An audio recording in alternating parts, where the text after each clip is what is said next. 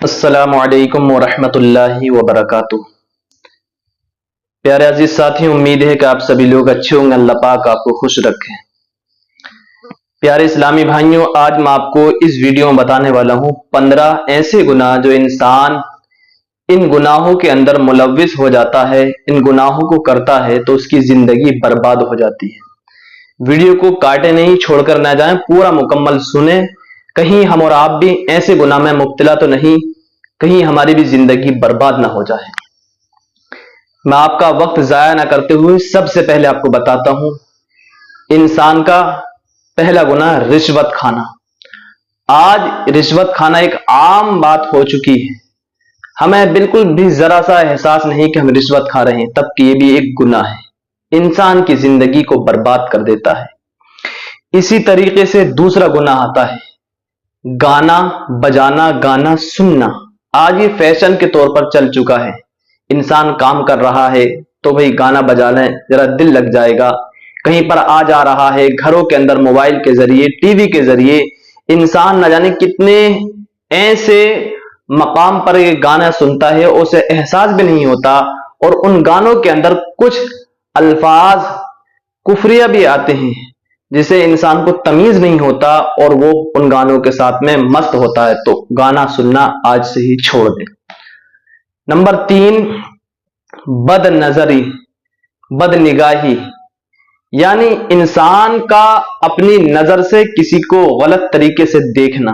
مثال کے طور پر ہم اور آپ کہیں پر جا رہے ہیں یا کہیں پر کھڑے ہیں، سامنے سے کوئی عورت گزری اور ہماری اس پر نظر پڑ گئی، تو کہتے کیا ہے کہ مولانا صاحب پہلی نظر تو دیکھنا جائز ہے۔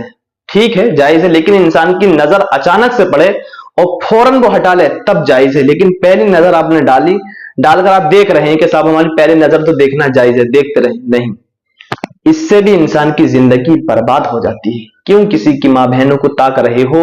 آپ کے گھر میں بھی ماں بہنیں ہیں، موجود ہے۔ اسی طریقے سے گناہ آتا ہے چوتھا، غیبت کرنا۔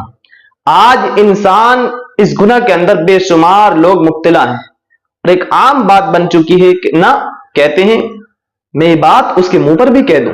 ارے جو بات اس کے سامنے کہو میرے بھائی، پیٹھ پیچھے کیوں کسی کی برائی چغلی غیبت کر رہے ہو؟ اس سے بھی انسان کی زندگی برباد ہو جاتی ہے۔ اسی طریقے سے سود کھانا، سود کھانا ہی بہت بڑا گناہ ہے، اس سے انسان کو بچنا چاہیے۔ سود دینا بھی اور سود کھانا بھی، لینا بھی، سب سے ان سے بچنا چاہیے۔ اسی طریقے سے کسی پر تہمت لگانا۔ آج انسان ذرا سی بات ہوتی ہے، کسی سے کسی خنس ہو جاتی ہے، لڑائی ہو جاتی ہے، تو جھوٹی سچی نہ جانے کہاں سے گھما پھرا کر اس پر تہمت لگا دیتا ہے۔ تب کہ حکم یہ کسی کا اگر جائز یعنی بات اس کے اندر موجود ہے برائی، اور انسان کو پتہ چل جائے تو جہاں تک ہو سکے اس سے اس بات کو جو ہے لوگوں میں پھیلانے سے بچے، اس کے عیب کو چھپائے۔ جب تم عیب کو کسی کے چھپاؤ گے تو اللہ رب العزت تمہارے عیب کو بھی چھپائے گا، لیکن تہمت ہرگز نہ لگانا۔ ٹھیک ہے، اسی طریقے سے حرام محفل میں جانا، یعنی بیاہ شادی کا موقع ہے، وہاں پر باجا بج رہا ہے، رات کو گانے کی محفل سجائی گئی ہے، تو وہاں پر انسان کا موجود ہونا، ایسی محفلوں میں جانا، یہ بھی گناہ ہے۔ اس سے بھی انسان کی زندگی برباد ہونے کا سبب بن سکتا ہے، کیونکہ انسان کو پتہ نہیں اس کے ایک گناہ کے ذریعے نہ جانے پھر کتنے گناہ کے انسان کے لیے دروازے کھل جاتے ہیں، اور انسان کے لیے شیطان جو ہے بالکل کھلا ہوا دشمن ہے، وہ ہر وقت چاہتا ہے کہ انسان گناہ میں مبتلا رہے۔ اسی طریقے سے بے پردگی، گھر میں ہماری ماں بہنیں، خواتین، ہماری بیٹیاں سب رہتی ہیں، لیکن ہمیں خود بھی جو ناف سے لے کر گھٹنے تک ڈھکنے کا حکم دیا گیا اتنے حصے کو ہم ڈھکیں، اور ہماری گھر کی خواتین ہیں انہیں بھی ہم حکم دیں، ان سے کہیں کہ آپ پردے میں رہیں۔ ٹھیک ہے، یہ نہیں کہ پردہ دل کا نام ہے، نہیں میری ماں بہنوں، میرے بھائیوں، جتنا حکم دیا گیا ہے اتنا ڈھکنا ہمارے اوپر فرض ہے، اس کا پردہ کرنا ہم پر ضروری ہے۔ اسی طریقے سے نماز کا ترک کرنا، یہ تو ایک عام بات بن چکی ہے مسلمانوں کے اندر، خواہ کام میں ہے یا نہیں ہے، کام میں بھی نماز معاف نہیں۔ ارے معاف ہوتی تو یہ مہینہ جو چل رہا محرم کا، اس میں 10ویں تاریخ کو پیارے نبی کے پیارے نواسے نے سجدے میں اپنا سر تن سے جدا کرا دیا، جنگ ہو رہی ہے پھر بھی نماز نہیں چھوڑی، تو ہم پر آپ پر نماز کیسے معاف ہو سکتی ہے؟ نماز کو نہ چھوڑیں۔ اسی طریقے سے شراب نوشی کرنا، شراب پینا، اس سے بھی انسان کو بچنا چاہیے۔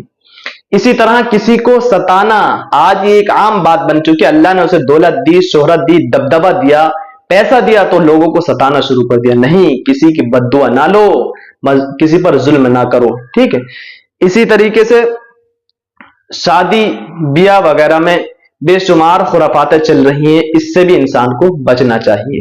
ایک گناہ اور آتا ہے کسی کا حق مارنا.